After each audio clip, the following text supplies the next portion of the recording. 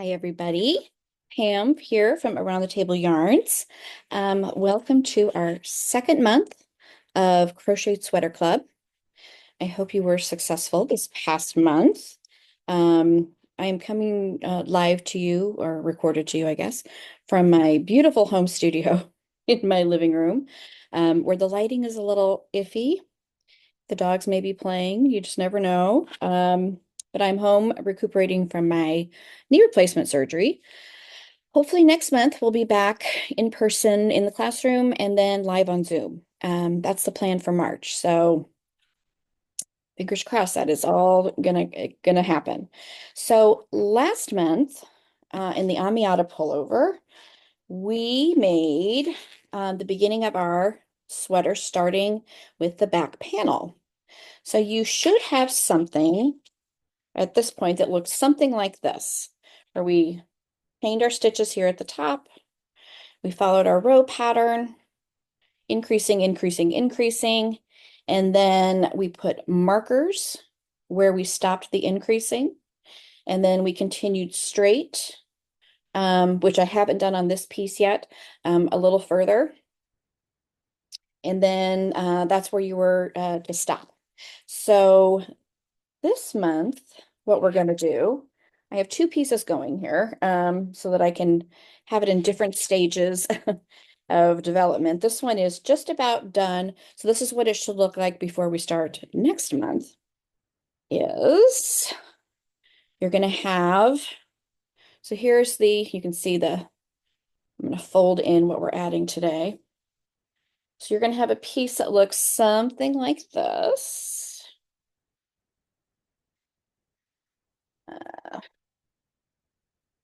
There we go. Okay. So a little trapezoid shape. So we increased to a certain point here, and then you continued straight for a certain number of row pairs, depending on your size. Okay. So you should have something that looks like that. Today, what we're going to do is we're going to add the shoulders, the shoulder pieces, and then we're going to finish the shoulder pieces with a little neck increasing. And what we're going to end up with is, I finished one side, I haven't finished the other, but you're going to end up with, I'm going to flip this on so you can see kind of where we're headed.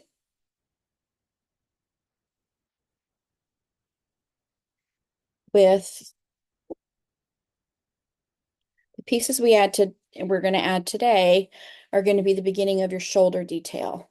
So we've did the back piece, and now we're creating the shoulder pieces on each side.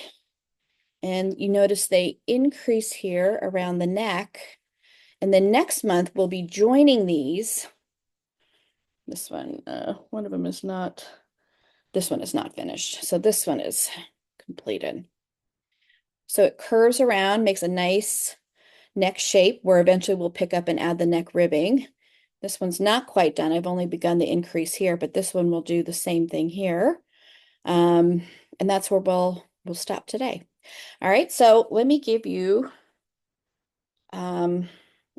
some tips for finishing this next section. Tangled up. Here we go. All right. So if you haven't already, make sure that a couple things. Make sure that you have marked the right side of your fabric.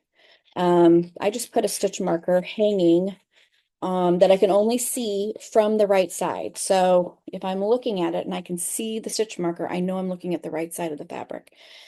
And when we talk about right side and wrong side of fabrics, I mean the right side is the side that is going to face the public. The wrong side is the piece that's going to be facing your body. Okay.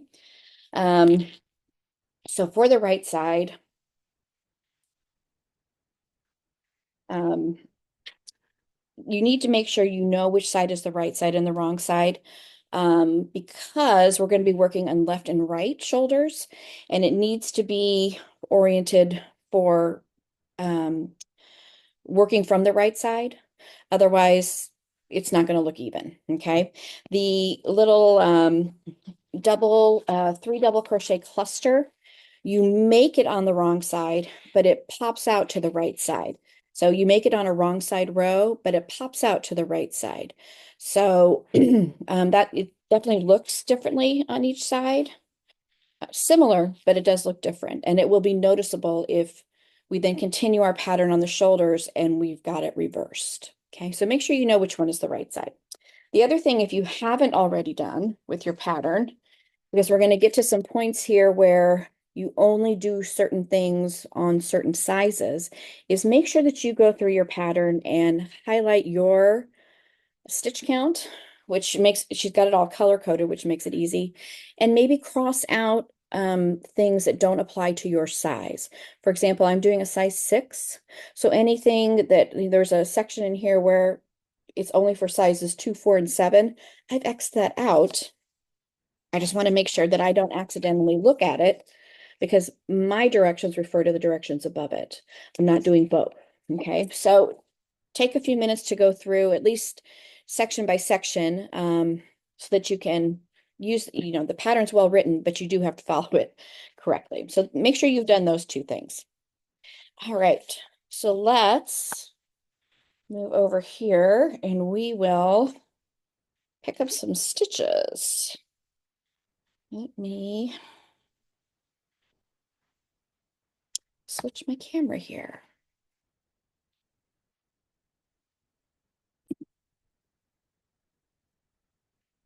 Okay, so let's,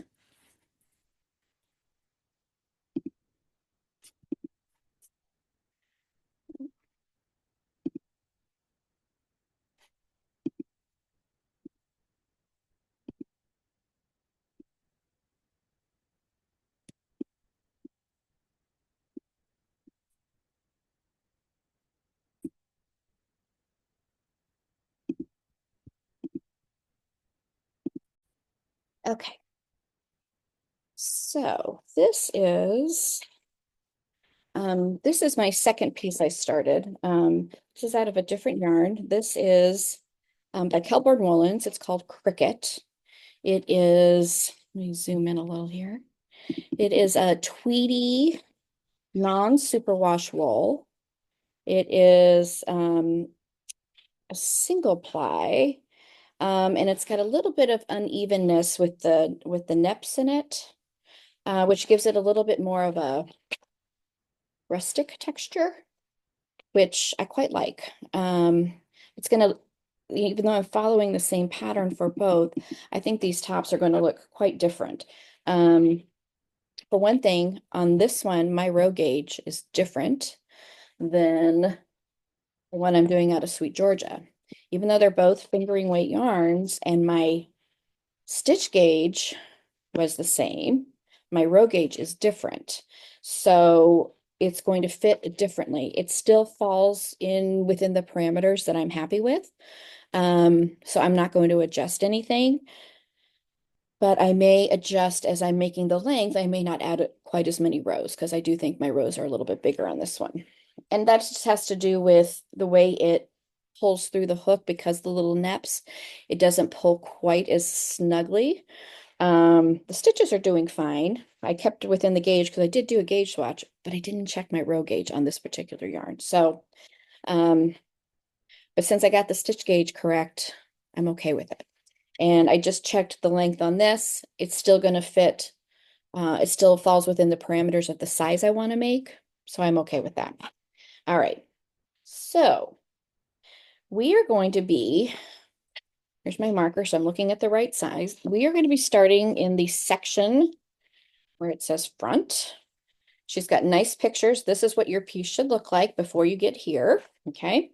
And we're going to be picking up with the right side facing stitches on this from the top of the neck down this shoulder. This is where, the beginning of the shoulder seam is going to be. We're going to be picking up stitches so that we can be crocheting a rectangle going this direction. Okay. Now, you had put markers where you had finished increasing. And whoop. So I do have my markers here. All I've done on this piece is finish the increasing. I have not done the row pairs to continue straight, but I do have the marker, so I know where I have to stop. All right, so let me pull some yarn here.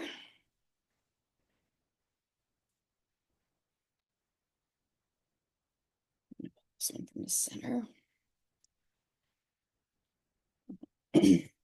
I've never done a sweater class like this over, the periods of time, and to be able to demonstrate the different sections, it just makes sense to have two pieces going. So I can have one showing you where we're going, or at least to a part where I need to demonstrate something. Um, and then one to demonstrate on. So I have something to demonstrate on each piece.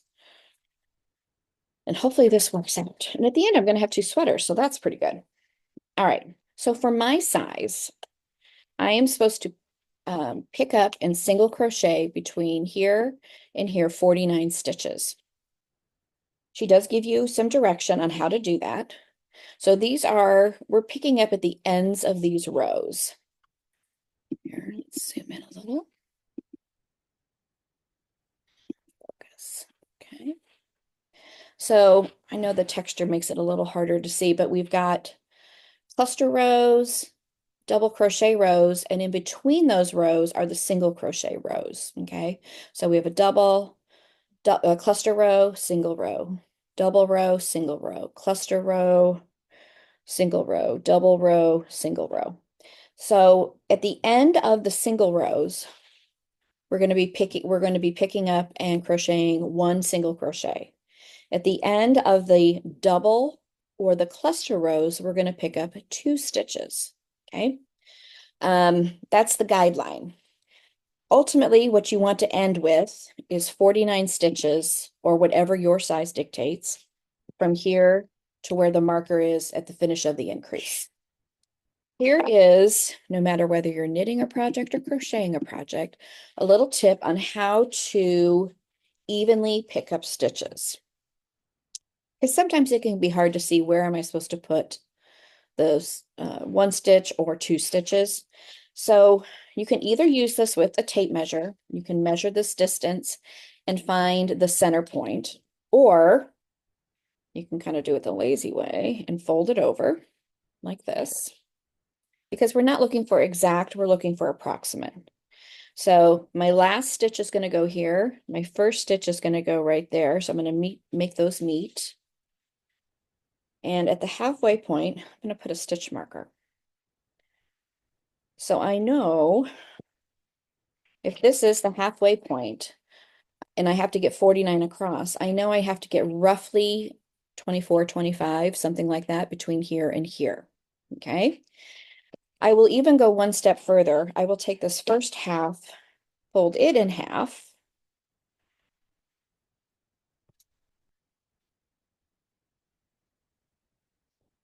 put a stitch marker. So let's say that this is 24 stitches from here to the halfway, then I know here is going to be roughly 12 stitches. And what that does is it allows me to start picking up and making my single crochet stitches. And I want to get 12 between here and here. And that gives me a little time to practice, like, what are the end of those rows look like? And if I get from here to here and I've got 12, then I've got it down. And then from here to here is another 12. And here to, you can mark the quarter wave point here is another 12. What you don't want to have happen is to be just picking up stitches and get all the way to the end and realize you've only got, 35 to here, and I've got to wedge in a whole bunch of stitches. Or the opposite is that I get to here and I've got my 49, because then you have to rip it all out. So it's just a little bit of a time saver, and it just creates a guide to help you out. So if you've never picked up and created crochet stitches, let's do it together. I'm sorry for the shadows here. My lighting is a little iffy here. I will zoom in when we get closer here. So I'm going to start with a slip knot on my hook. Just leave a long enough tail that you can weave away. Some people like to dive right into the fabric and do it. I like to start with a slip knot. I just feel like it stays on a little bit better for me. All right, let me zoom in.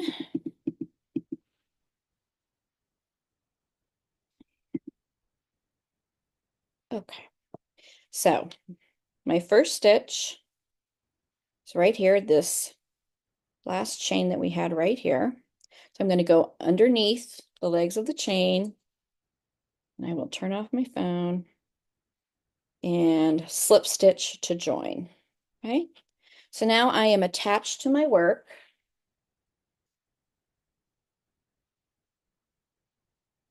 I'm attached to my work and I'm ready to go.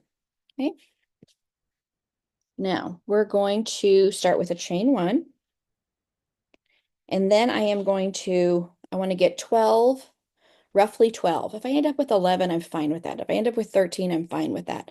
I just don't want to be having to add or decrease a whole bunch of stitches all the way at the end. You want to go into the very first stitch where you made your slip stitch and make your first single crochet. Remember, the chains don't count. All right, so that was a single crochet row. And this next one, I'm going to put 2 single crochets. 1 and 2, basically in the same spot. So now I've done a total of 3. Now I'm going to go to, we essentially just want these spread out evenly. And by just doing it over a short area like this, it just is a little bit of a time saver. You also want to make sure that you're not doing it too tight. You don't want this to pucker. If you tend to make your chain a little bit on the loose side, I'm sorry, excuse me, a little bit on the tight side, and maybe you use a bigger hook, I would do that here. Or the alternative is just really focus on making this first row a little bit on the looser side. All right, so I know I want to get to 12 by the time I get to here. I'm going to zoom out just a little, make it a little clearer, hopefully. Let's see where I'm at. So I've got 2, 4, 6, I've got 8. I think I'm pretty much on track. I think by the time I get to this pink one, I'm going to have close to 12. All right, so I feel like another one needs to go here. And then 2 in this double row. That was 10. No, that was 11. And all right, let's just do just a quick count. All right, so I'm going to count my tops here. So I've got 1, 2, 3, 4, 5, 6, 7, 8, 9, 10, 11, 12, 13. I'm totally fine with that. 13. So now between here and here, I want to get another roughly 12. But now I can see kind of where these stitches are going to go. Make sure that you're going underneath at least 2 strands. It will lay a lot flatter and it'll just look neater. If you only go underneath 1 strand to pick up, it just tends to pull and leave a little bit of a hole. This is where where this yarn has a little bit different thickness in it in points, helps fill in some of those spaces. The rustic look is going to work. Okay, so I'm going to keep going there. And what you should see is it just finishes off that edge, makes it look nice and straight, and you've got nice even chains. Okay, so you're going to go from here all the way down and end here where you have marked at the finish of the increase. Take the time to double count those stitches because that's going to be your foundation for the next part. Make sure you have the right number of stitches.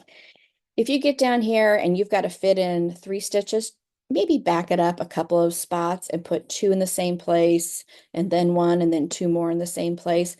So you don't have a whole bunch clustered together. That's easy enough to fill in. You're never going to see the difference once we start making things into it. Okay. Now, she does give directions if you are a left-handed crocheter. True left-handed crocheters, because they hold the hook in their left hand, can't work this direction. Although I have seen somebody do it. They work in this direction. So she gives directions on how you can you can still do the pattern just fine, except that you will start on the other shoulder and you would start here and work your way down. So where it's the left shoulder directions, you're going to do them on the right shoulder. And where the right shoulder directions, you're going to do it on the left shoulder. So we started at the neck for right-handed crocheters. We started at the neck and worked our way down.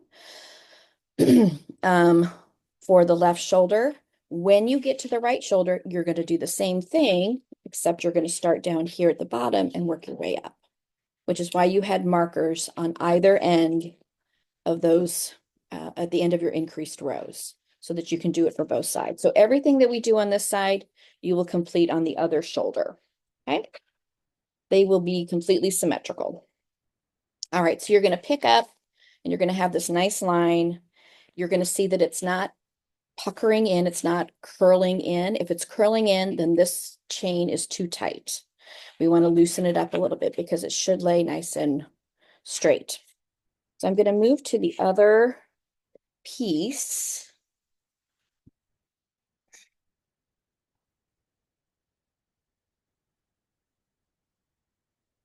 Here's my left shoulder. So you can see here was the line where I picked up. I left my marker there. The point of increase is ending. And this is the section I have not done on my other piece yet. And then we're going to work following our pattern. We're going to work for a number of row pairs, just like you did here, same pattern, single, then double, single, then cluster, single, double, single, cluster. It's going to be the same. And that pickup row that we just did counts as your row one, counts as your single crochet row, but always happens on the right side. And then you're going to turn it over and you're going to do your double crochet row for a number of row pairs. So I know I believe I talked about this last time. Let me zoom in just a little here. So what I do on each of these sections, you'll see, I make little marks. You can see this here. I don't want to show the whole pattern, but I was supposed to do this for a total of 11 row pairs. Okay. So my setup, my row two, my row three, row four is the first two row pairs. Row one and row two are a row pair. Row three and row four are a row pair. And then I was supposed to do 9 more for a total of 11.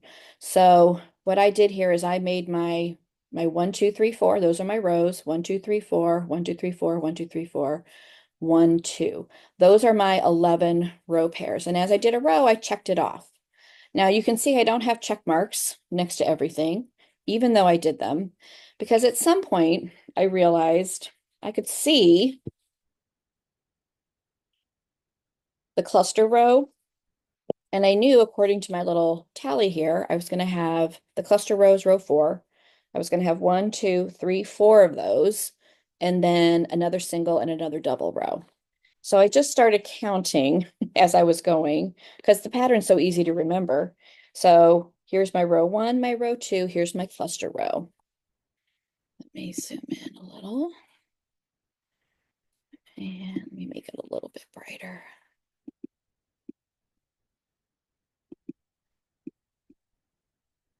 There we go. Okay. So I should have 4 cluster rows before I do the next thing. So here's 1, 2, 3, and 4. And then I did another row 1 and another row 2. Okay. And even though these yarns were the very same dye lot, you can see the difference. It definitely is, it all of a sudden gets dark. I honestly don't care. There's so much variegation in this yarn. I think it looks like this really cool camouflage. but if I zoom out, you can really see. But this is the back, and I don't care. It's going to be fine. So what you're going to do is do your row pairs, and then once you've got all your row pairs done, you're going to do some increasing to come around the neck. So I'm just going to double check here. I have 1, 2, 3, 4, and then a row 1, a row 2. I'm going to count all of my row pairs. I'm supposed to have 11. So there was my single right here. And I find it's easier to count by twos, and it's easy to see either the double or the cluster row. So this is a row pair. Hi, George. My puppy has come to visit. But that's a row pair. So that's 1, 2, 3, 4, 5, 6, 7, 8, 9, 10, and 11. Okay, so I did my 11 row pairs, ending right here. And I ended with a row 2. And then I moved on to the increasing section. And that's another thing here I want to demonstrate. Okay. Let's see where my yarn is. All right, so one thing you need to know here. Let me pull up my loop.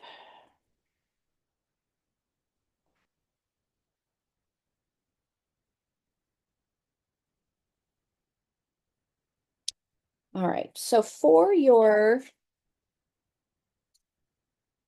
when you get to the neck shaping section, she's going to have, no, that's way too bright. There we go. All right. You're going to do things just a little bit different. The rows are going to be a little bit different, just like we did when we were increasing to create the back piece. This time, though, your row 4 is going to depend on whether you have an odd number of stitches or an even number of stitches. And that number depends on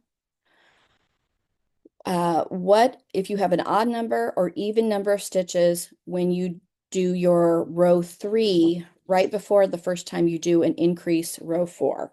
I'm going to say that again, and I'll demonstrate with mine. So I did my 11 row pairs. I ended with a row 2.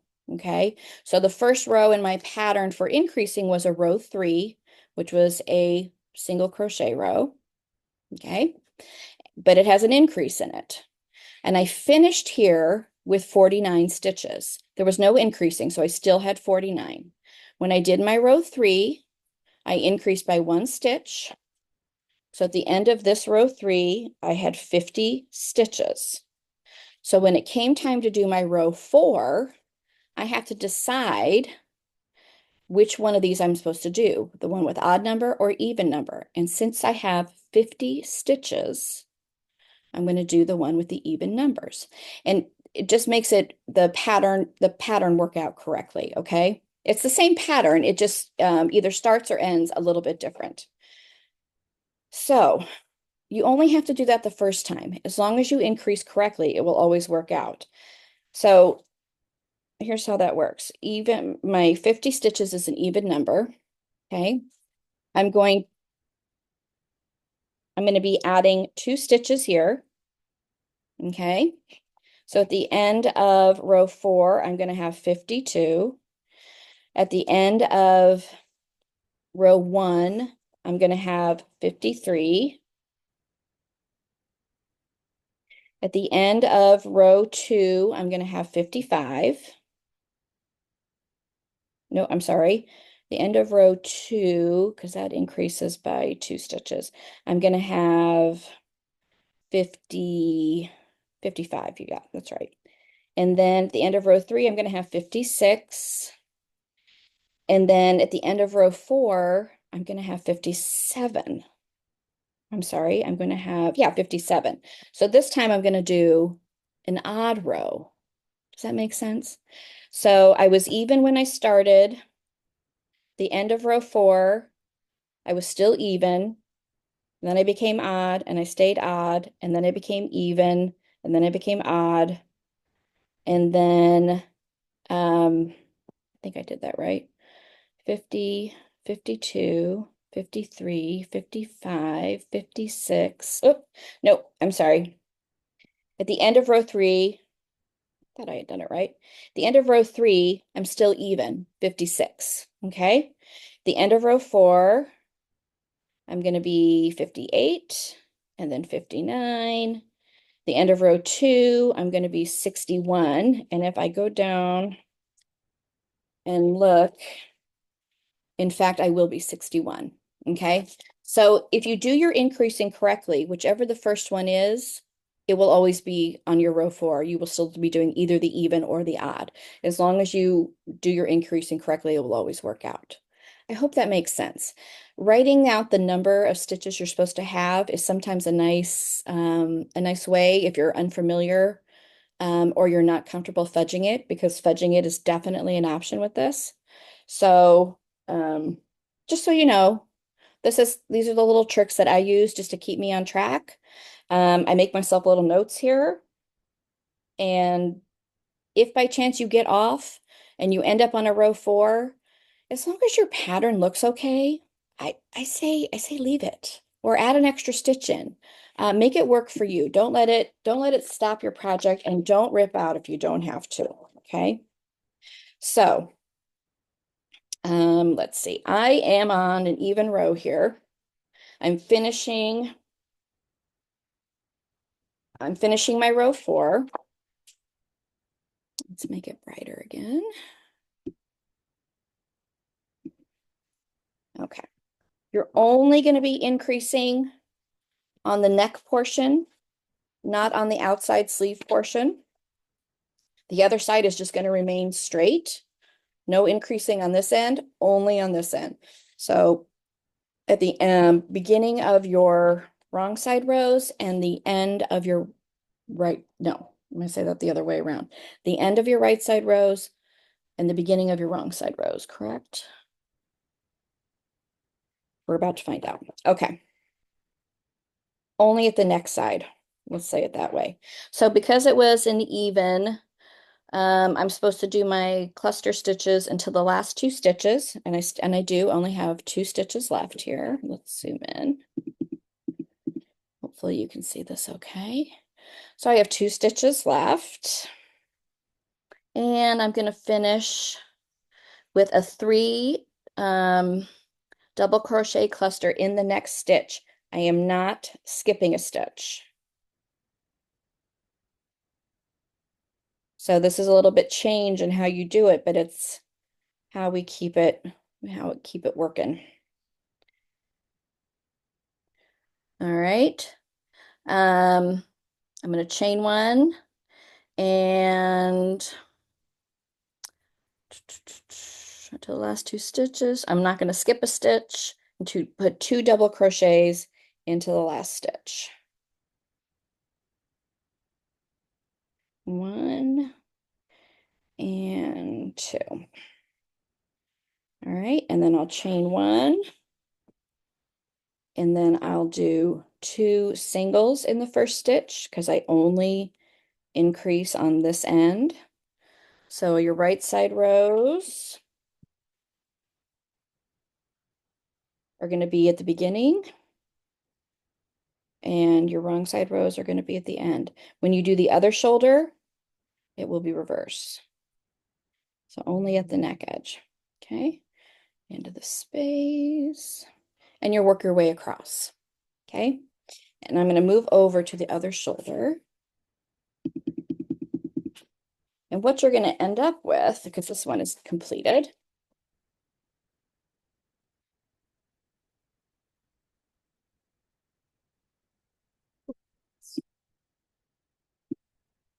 one day I'm going to figure out how to get the lighting just right. I do miss the lighting at the shop. It makes all the difference, doesn't it? So this side is going to remain straight, and you're going to get a nice curve here, increasing. This is going to be coming over your shoulder, around your neck. And then next month, what we'll do is we're going to join those two Let me zoom all the way out.